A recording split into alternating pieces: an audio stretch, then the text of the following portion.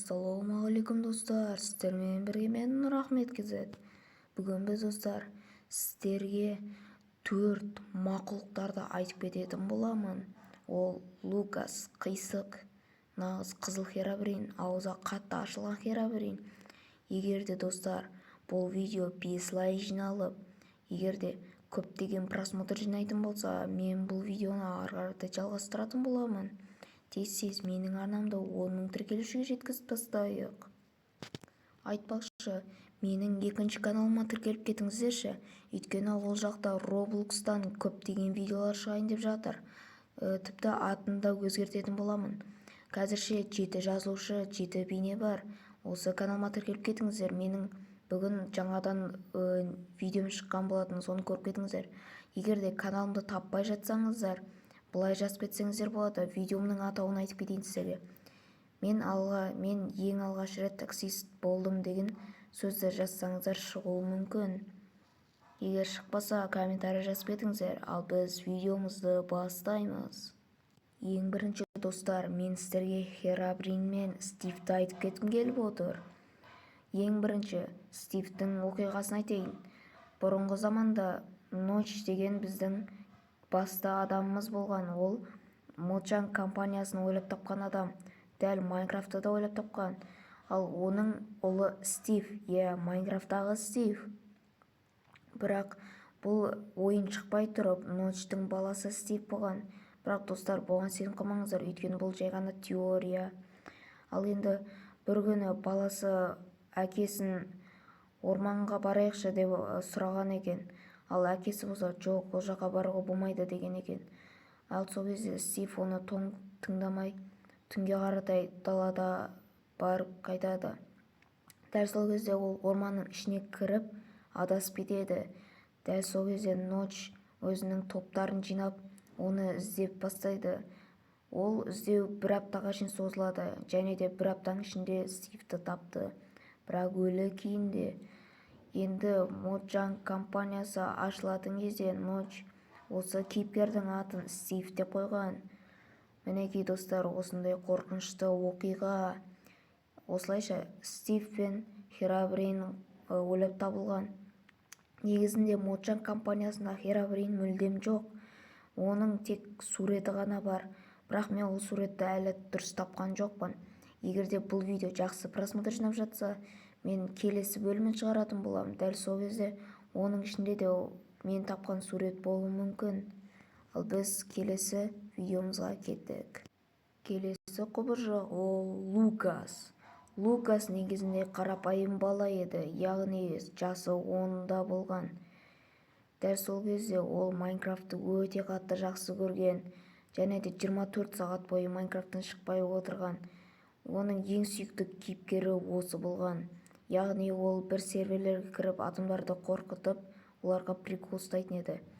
Кейін Лукастың үйінде өрт болады. Дәл сол кезде пожарлар оның үйін сөндіріп үлгереді. Бірақ ішінен Лукасты таппайды. Сөйтсе Лукас өзінің Майнкрафт ойнап жатқан әлеміне кіріп кеткен екен. Демек, ол өз үйін жағып жіберген. Осылайша ол Майнкрафттың ішінде қалып кеткен. Ол енді 1.10 немесе 1.5-терден көріне алады. Яғни сіздер оны жаңа Майнкрафттан емес, бұрынғы Майнкрафттан кездестіре аласыздар. Тіпті оны сол қазіргі Майнкрафттан да шақыруға болады. Яғни оның түрін салу керек. Бірақ мен оның түрін әлі дұрыс тапқан жоқпын, тек қана ақпараттар ғана таптым. Енді соны келесінде оны да көрсететін боламын. Яғни Лукас өте құбыжыққа айналып кеткен, адамдарды қорқытып, оларды өлтіріп жүр. Осылайша Лукастың да оқиғасы бітті, келесі оқиғаға кеттік. Келесі құбыжық Херабринге ұқсайды, және де аузы қатты ашылып кеткен. Яғни бұл өте біртүрлі құбыжық, бұны тіпті ешкім де білмейді. Яғни мен бұны Google'дан тапқан болатынмын. Яғни бүкіл суреттерді мен Google'дан іздендім. Яғни әрен дегенде осы суретті таптым. Яғни бұл аузы қатты ашылып тұрады Херабрин, көзі қатты қан болып тұрады. Яғни бұны бұрынғы Майнкрафт және де түннен табуға болады екен. Бірақ мен оны ақпаратты дұрыс таппадым. Онда мен оны келесі видеода сіздерге айтып беретін боламын. негізі бұл херабрин ауыз ашылып тұрған херабриннің ондай оқиғасы жоқ екен. Жай ғана ол түнде шығатын моб екен. Бірақ оны бұрынғы нелерден көрсеңіздер болады. Бұның нелері ютубта бар болу керек. Бірақ мен бұны Google'дан алған болатынмын. Ал енді біз келесі оқиғаға кеттік. Келесі оқиғамыз алдыңғы оқиғалардан қарағанда қатты қорқынышты болмақ. Яғни бір күні бір бала өзінің компьютеріне кіріп Майнкрафттан выживать ете бастайды. Яғни выживать етіп атқан кезде түн болып үй салмақшы болады. Бірақ сол кезде сүйектің дауысы шыға бастайды. Ол түсінбей скелет шығар деп ойлап қолына қылыш алып алады. Бірақ ол еш жерден скелетті көрмейді. Яғни артына қараса осындай қисық Стивке ұқсайтын адам қарап тұр екен. Дәл сол кезде оның Майнкрафты өшіп қалады. Мен осыны интернеттен іздеген кезде қатты қорыққан болатынмын. Өйткені бұл өте көп Майнкрафтта болған екен. Тіпті оны стримерлер де видеосына түсіріп алған. Мен оны келесі видеода сіздерге көрсеткім келіп отыр. Міне достар, біздің осылайша оқиғамыз аяқталды. Мен достар сіздерге тек қана 20%-ын ғана айттым Майнкрафттың.